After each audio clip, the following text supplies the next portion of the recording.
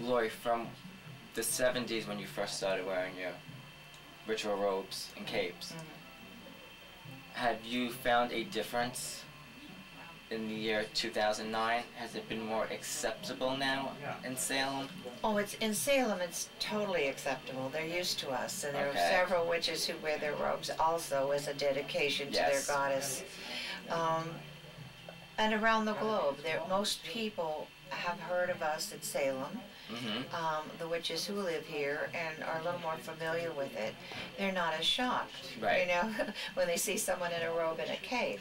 However, you know, in Middle America, where witches still feel afraid to step out, of course they're not as familiar. They come to Salem to see us in our robes. They hope to see us in our robes because it's an exciting thing. We can balance at any time. Absolutely. And magic's not, spells are prayers. A lot of people don't understand that. They think a spell is equated to something to do bad.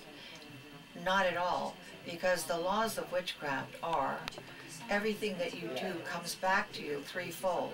So the threefold law takes away any chance that we're going to do evil, because we don't want the evil coming back at us. It's a threat and reward system, isn't it? So we definitely believe that if we do good, that good will come back into our lives. And that's a very important issue, because a lot of people say, well, can you cast a spell on that person? And when they say it, they mean that it should do something harmful. We never, ever do that. And more people who are not witches think bad thoughts about people, and that works, and that hurts people. And in many cultures, it's called the evil eye, isn't it? It's called the malevolent acts of people in other cultures. We don't do that. We're the ones who don't do it. Which is harmful magic, and they don't even realize it. That's exactly it. You know, and if there's one thing I've learned from the Cabot tradition that sticks out in my mind is neutralize that thought. Yes, neutralize that thought. Well, that's important, because our thoughts become things. And training your inner dialogue is part of our way of life, so that if we see something that is not good and we think about it, we neutralize the thought so it won't go any further. It won't manifest. You don't want a thought that's harmful to come to be. And we know that light manifests those things, that your thoughts are forms that come to be. When I first met Mark, when he was a young fledgling witch. Shy. And shy, but very eager to learn. And I watched his progress, because he's never, ever stopped learning. You've never stopped. And you've educated yourself as well as classes. And you've lived your life as a witch, which is admirable. All those years, you have developed into a priest and a wonderful witch. Thank you. You're welcome. Thank you. I see witchcraft progressing. Because we don't recruit people, we still have the antagonists. But I thank you so much, Lori, for taking the time. Thank you. It was fun. I hope this is educational and helps everyone. Oh, absolutely. Thank you. Thank you. Pleasure. Blessed be. Blessed be. Yes. Well, that was very good. Thank you. So you really amply explained, or at least Lori did, about what witchcraft is and what it isn't. That you don't have devil worship, and you don't have any kind of sacrifices. That you don't make anything suffer for the craft, and you know, that's something that I think that a lot of people think that might be going on, but we know it's not. Exactly. We live by one law, and that's do with that wealth and harm none. That's right. Which means, you know, we could do whatever we want or any kind of spell we want, as long as we don't hurt any individual, animal, tree, plant. You know, because we're very earth orientated. We're connected to the earth. So it's the law of three. Whatever we set out comes back to us threefold. When you worship, is there any particular deity that you worship? Well, there's many different gods and goddesses. In my particular tradition, it's Celtic gods and goddesses, and my main goddess is the Morgan. And the Morgan is a warrior aspect, and she can shape-shift into a crow. So the reason why I picked her, because many years ago when I was first getting into witchcraft, I was very shy. I was very timid, and I needed that warrior aspect to come out in myself. So I always say she picked me. She helped me through a hard time in my life, and now I'm devoted to her. So she's my main goddess. That's very nice. Yes. Yeah, yeah. Oh, that's good. Now, last Halloween, you did a ritual. Correct. And that was outdoors, most of it, wasn't it? It was actually at Snug Harbor. At Snug Harbor. Yes. And you had your coven with you. Yes. And you did what you do when you ring in the new year. Exactly.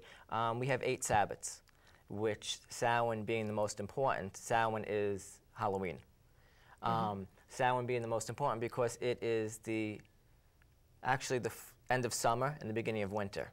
So it's our new year. It's a time to dress up in costumes that we want to project to be for the year. So if you wanted to be something beautiful, you would dress as a fairy. If you wanted to be something courageous, you might dress as a bear. Really? Yeah. A bear or even a soldier or something? Exactly. Something that's positive, though. Your outfit should always be positive. That's why we stay away from gore.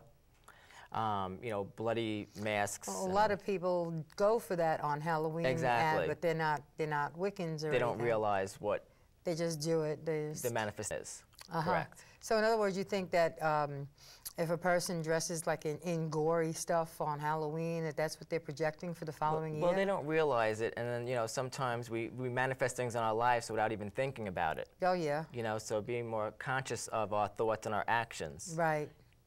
You know, witchcraft, I say, enlightens people. So you recommend on Halloween for people to dress up in nice costumes? Something that you want to exactly project. You know, if you wanted money, yeah, you know, you might dress up in a suit and then take dollar bills and stick it in your pockets. Or be a dollar bill. Exactly. Something like that. Yep, to draw it back to you. Or a gold coin or whatever. Right, and most witches, if you're very comfortable with yourself, you'll wear your basic black robe, your black robe and your capes. You know, because that is magical. It's like a priest's vestment that he wears to church that makes you magical. Right, right.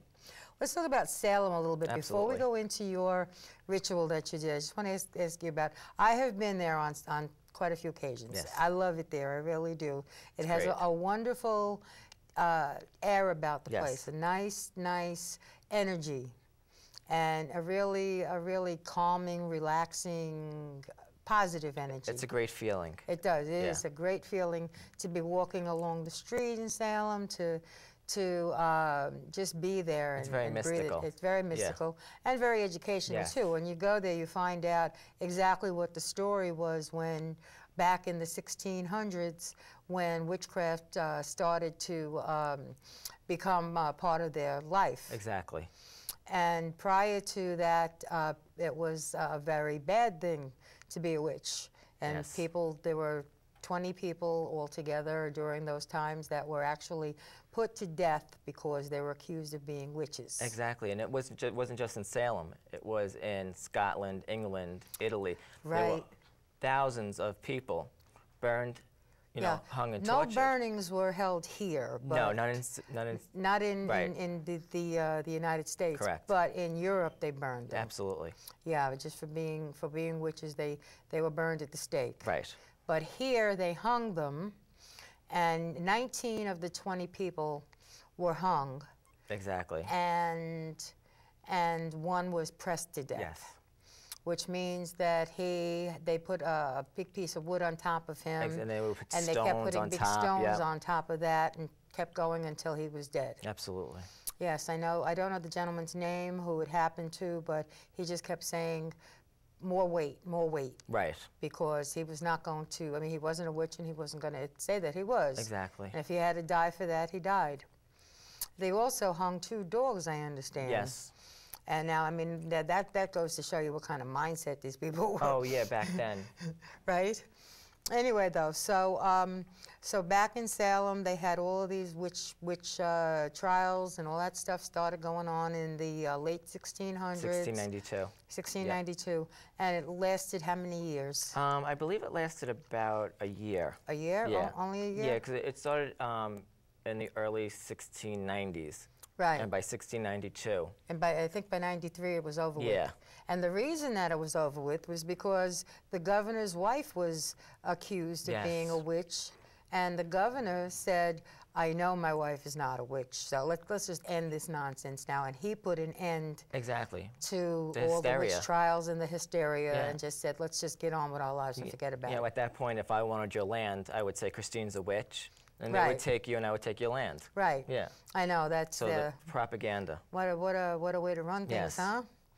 And they actually still have memorials to these 20 people in Salem, that they remember them. They will not let them be forgotten, and that's a good thing. They can't be forgotten because it was for them that I can actually sit here and say I'm a witch, you know, without worrying about anybody persecuting you. That's right. That's good. Yes, that's right. All right, well, let's